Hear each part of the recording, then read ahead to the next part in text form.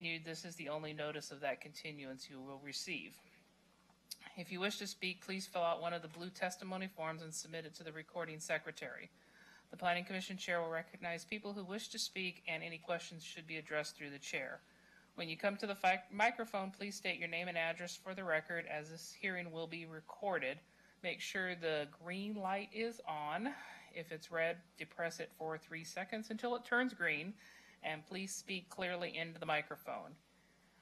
The Planning Commission's role in the decisions this evening will be a recommendation to the City Council, as the City Council is the final authority on these 3 hearings this evening.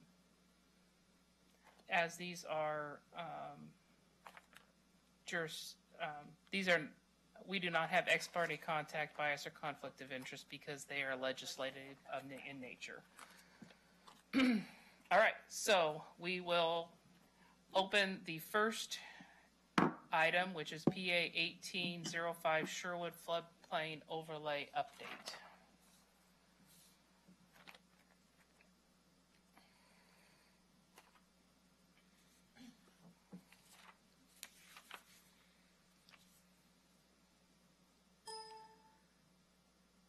All right.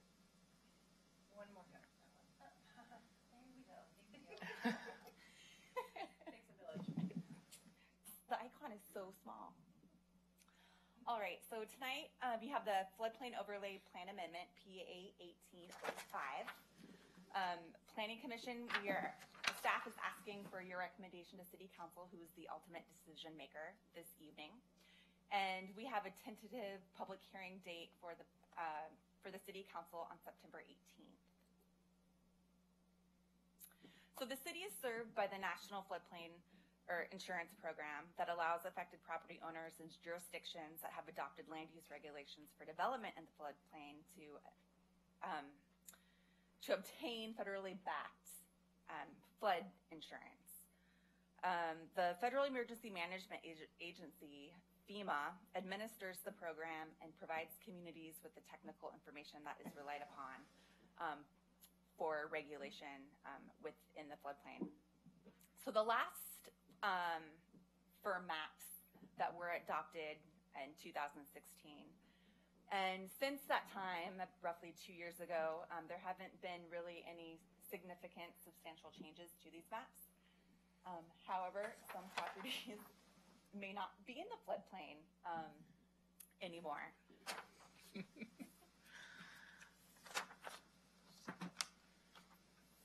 So this is the proposed amendment to the text. It's pretty simple. We are just putting in the new dates for the FEMA maps, which are supposed to be adopted by local jurisdictions by October 19th of this year. So that's our deadline date for adoption. That's the only change. That's the only change in the text, but we are adopting the new maps and the insurance study by reference.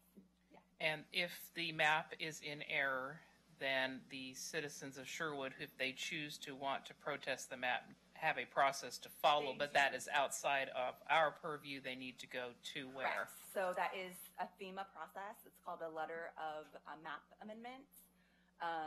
And so they would go through that process to remove the portion of floodplain. Well, that's what happened with Tim.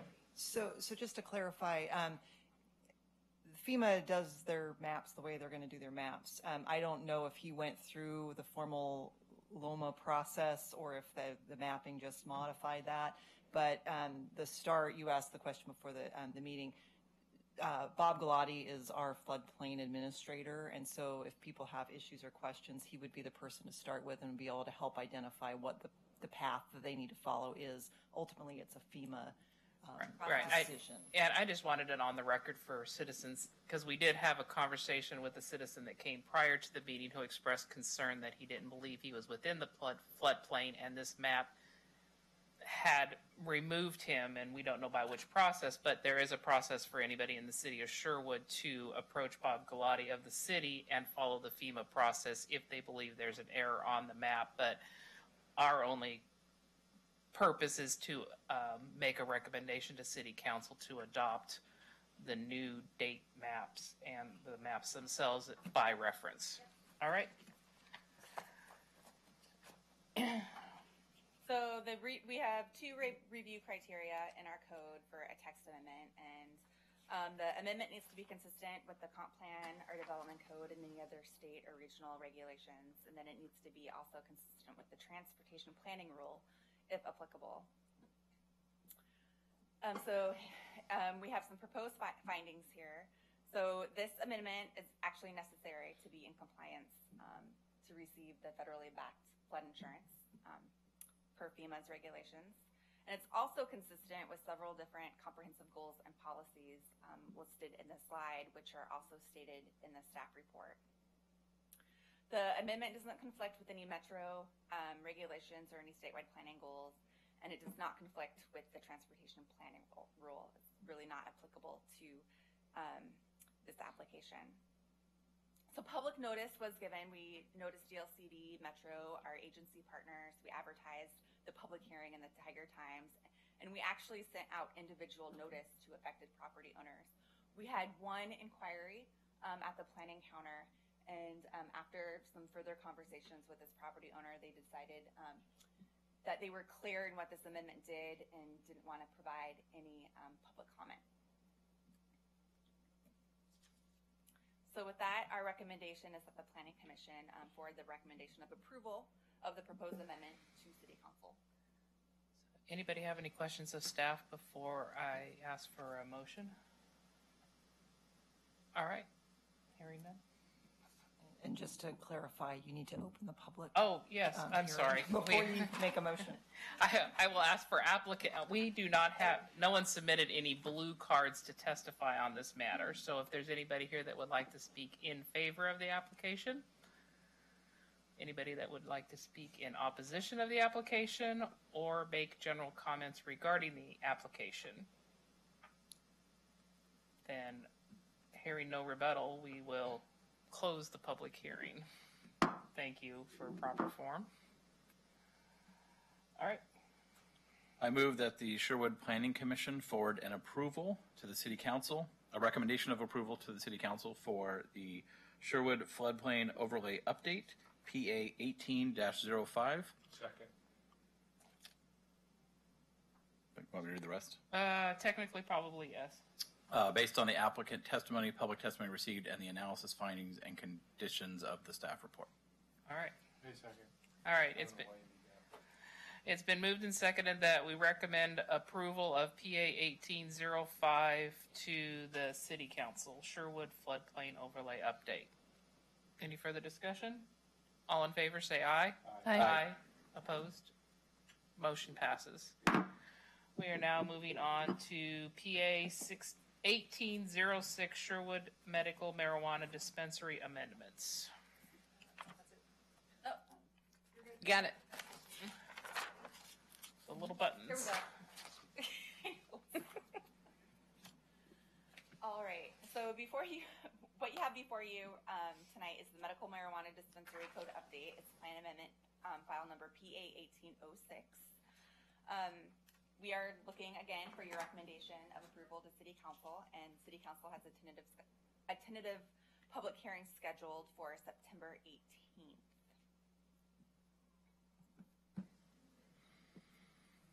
So this proposal would amend chapters to the Sherwood Zoning and Community Development Code, specifically to chapters 16.10 definitions and 16.38 special uses. A little background here is that state law previously provided that recreational marijuana facilities, they were actually regulated by OLCC. So the law, let me back up here. So the law changed recently to allow medical marijuana facilities to be regulated by the Oregon Liquor Control Commission and also by the Oregon Health Authority. When the city's code was originally drafted, it didn't differentiate between the two regulatory licensing agencies. So what this proposed amendment does, it officially allows medical marijuana dispensaries to be licensed through either OHA or OLCC. Whichever one does. Correct. Because the state doesn't know which one's going to do it. Yeah. Well, yeah. That's it. That was its big change.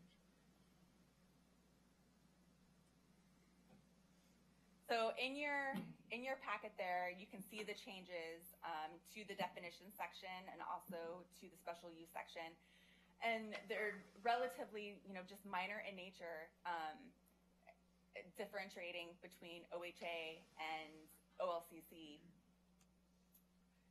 And so our review criteria for the text amendments is it has to be consistent again with the comprehensive It was the plan. same as the last one, right? Yep, same as the last one. It has to be consistent with the transportation planning rule. Have on the record though, so. And then, so our proposed findings for you This is tonight part of the record. is that it is consistent with current state law since the new laws went into place. It's consistent with the city's comprehensive plan and metro and state land use goals. And then it does not have any impacts to the existing city transportation system or how the city analyzes future transportation projects. It's really not applicable to the transportation planning rule. But I do want to emphasize that the city of Sherwood does not allow recreational marijuana, and that still remains the same with this change. We have no authority over that at all because it's want to get that on the record. Vote of the a code amendment or a charter amendment. City council. Okay. Well, and the the vote, there was a Oh, vote of Right. I the, didn't know if it went into the charter or it's just law. I think it was just the ballot. yeah, I think it was just Okay. Okay. So we held work sessions on July 24th, and then I held a work session with the city council on August 21st. We gave public notice about this hearing, and as of this date, we haven't received any public comments about this change to the code. So with that, staff is recommending that the Planning Commission forward a recommendation of approval to City Council. All right, we do have a person wishing to testify on PA 1806, Anthony Stewart.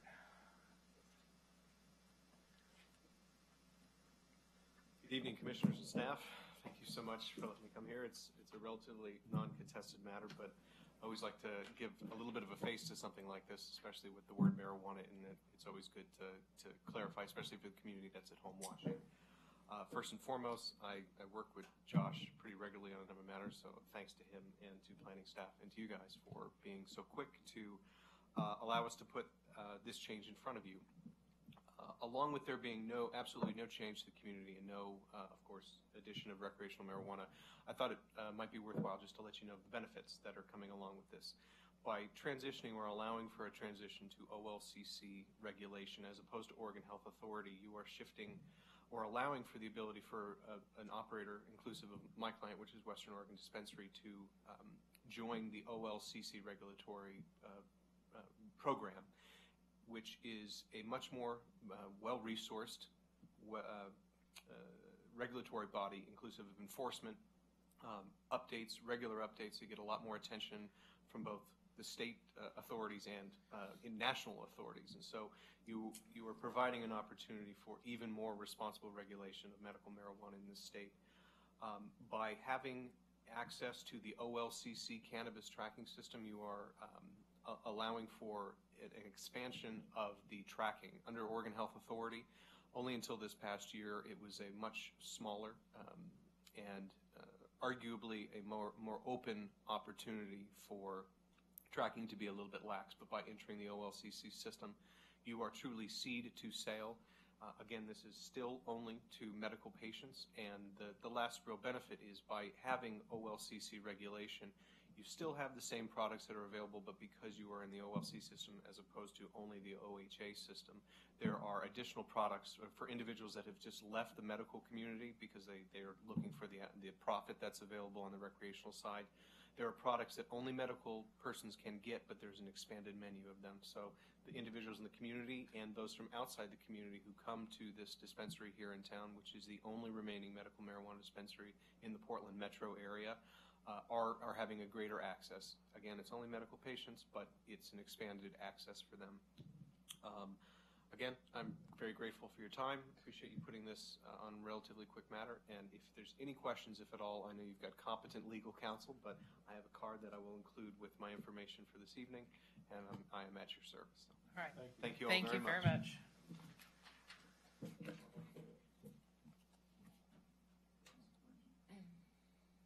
All right, I do not have any other blue cards.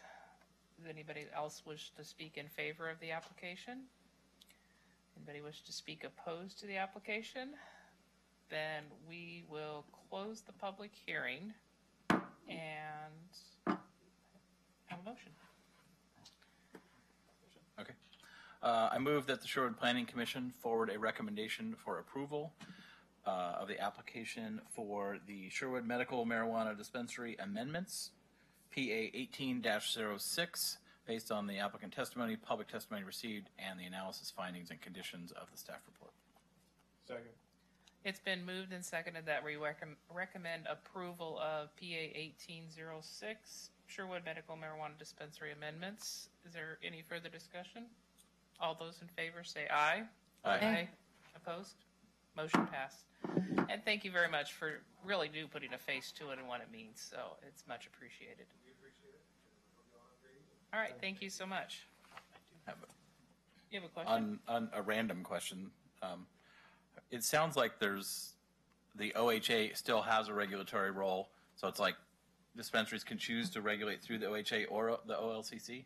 It seems rather patchwork and You can weird come up to to me. the microphone and It's not And relevant this- to our hearing. It's just curiosity. it's curiosity. Yeah.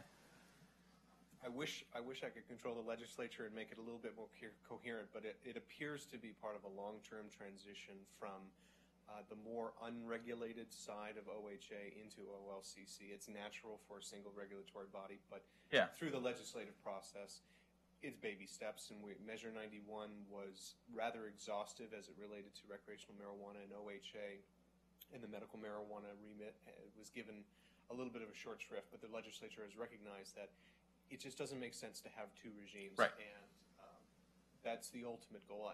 Whether it's the ultimate goal, I don't know, but it's the ultimate aim that appears to be coming every single legislative session that we have at the state capitol. It moves us closer and closer to a single regulation. Yeah. Just seems odd that they would not just move everyone to OLCC Save them and still doing keep the something OHA odd. thing going. Yeah. But sure. Exactly. Yeah. So, thank you all again All right, very much. thank you. Thank you. All right. The last one is, okay, now we will open public hearing PA 1807, General Housekeeping Amendments to the Sherwood Zoning and Development Code. Thank you. So this is the General Housekeeping Plan Amendment, file number PA 1807. Once again, we're looking for a recommendation from Planning Commission for approval to City Council. We have about 10 code updates, and what I had passed out, I actually passed out an updated table this evening. And before I get started here, I just want to let you know what had changed is item number 4. The numbers were reversed. So this new table says that residential areas shall have a minimum of a 6-foot sidewalk, and commercial and industrial areas shall have a minimum of an 8-foot sidewalk. So in the previous table that was in your packet, those two numbers were reversed. And items. So this corrects that. And then on item number 6, where it says see page 5, it should read see page 5 and 6. And then item number 7, it should read see page 7 and 8. The way it printed out. From my computer, it printed out on some different pages. Oh, okay. I have a question. How do you have an in-ground pool or spa less than 3? I mean, all in-ground pools and spa by definition are less than 3 feet. How would you have it? I'm just trying to visualize. How would I have an in-ground pool taller than 3 feet. If it had a, It wouldn't be an in-ground pool. It wouldn't be an in-ground pool. if you had a covering over top of it, or you had, That's- Slide, maybe? That's not the pool. That's that'd be an accessory structure with the pool. That must be what they're talking about. Yes. I'm trying to figure that. I'm trying Yeah, to we visualize. talked about this at the An first time it in-ground came pool. up too. We thought Yeah. the same thing. It seemed odd. But if the accessory part of that, it needs to be treated like an accessory, well, an accessory structure, and that's where we went with this. Correct. So there are 10 items on this. Yes, there's 10 items in the table. The majority of the amendments tonight seek to correct Scrivener errors. They seek to clarify the code language and intent between sections of the code, and to make the code consistent with updated state laws. So to provide you with some examples, I'm not going to go through every single one in that table. I was going to say, we've gone through all, just so the audience that's watching us, we have gone through two complete work sessions and have gone over in detail all the items. So it may seem like we're breezing past it, but we have spent a lot of time already going over each and every single one of these items. So it looks like it's fast, but it was after hours of labor. Only today. Only today does it look like it's fast. All right, thank you very much. So to provide some examples for those folks who might be watching at home, we updated some diagrams for our clear vision clearance area so that the diagram actually matches the text description on how it is measured. We fixed, again, some cross-referencing citations, and we updated tables in our parking section to match the text language for how parking spaces are measured. So here's the table that is in your packet. I'm not going to go through each one, like I said. And once again, we have the same review criteria as the last two proposed plan amendments. All the text amendments need to be consistent with the comprehensive plan, development code, any state laws or regulations, and statewide planning goals. And they also have to be consistent with the transportation planning rule, if applicable. So our proposed findings is that the proposed amendments are all consistent with the comprehensive goals and policies. They do not conflict with any metro statutes or any of the statewide planning goals, and they do not conflict with the transportation planning rule. Would you just add for council when it goes up there for clarification, in my opinion, item 6. This provides for an irregular lot footnote in the table for reference. Just that definition is already existing in the code. That the irregular lot footnote references a definition already existing in the code. I think adding that to C in the rationale would further clarify that the definition. We're not creating a definition. We are referencing an existing definition. Thank you.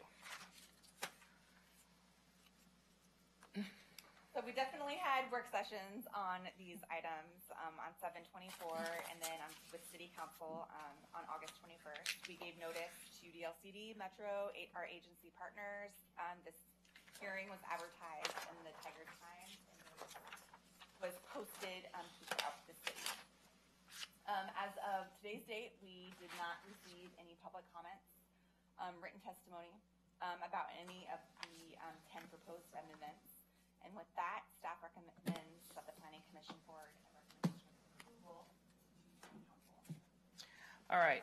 Normally, I would ask for proponents or opponents, but since everybody has left the room, I believe that it is appropriate to close the public hearing and ask for a motion. I move that the Sherwood Planning Commission forward a recommendation of approval to the City Council for the general housekeeping amendments to the Sherwood Zoning and Community Development Code, PA 1807, based on the public testimony received, and the findings, analysis, and conditions of the staff report. As amended. As amended. All right. It's been moved and seconded that we Thank you recommend. for not making me second. You moved too fast. I would have done it sooner. It's been moved and seconded that we recommend approval. that we forward a recommendation of approval on PA 1807 General Housekeeping Amendments to the Sherwood Zoning and Development Code as amended. Any further discussion? All those in favor say aye. Aye. Aye. Aye. Opposed? Motion carries. That is the last public hearing, so we'll move on to Planning Commissioner announcements. And I wanted to announce one little note that I think City Manager Gall sent out an email, or maybe it was Josh, from the newsletter from Barry Elsner. Yeah, it was, Joe. Joe sent it out. There is because we're entering the political season, there's an article in there about what public employees and elected officials, and when I read this, it seems to include appointed officials, and so just make sure you read the article and know what you can and can't do as an official of the city of Sherwood. I think it's important for us to remind ourselves that's what we are, and we have to be mindful of that during the political season. I don't think I needed to. Thank you. All right, any other commissioner announcements? All right, Move to adjourn. all right. I just want to say this is a record for 3 hearings in 35 minutes. Good job, Planning Commission. All right. Thank you, staff, for preparing that so well. Yes, thank you. All right, do we need a formal motion, or can we adjourn with no protest? No protest. Adjourning with no protest.